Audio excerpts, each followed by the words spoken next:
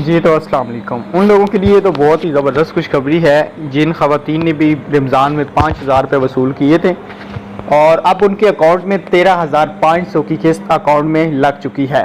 100% में से तकरीबन 70% उन ख़वातीन की किस्त आ चुकी है जिन ख़वातीन ने रमज़ान में 5,000 रुपये लिए थे। इसके अलावा उनके बारे में अभी तक कोई अपडेट्स नहीं आई जिनका PMT स्कोर भी 32 से कम है, लेकिन उनको यही कहना है कि उनको इस महीने के एंड तक प्रोग्राम में शामिल किया जाएगा।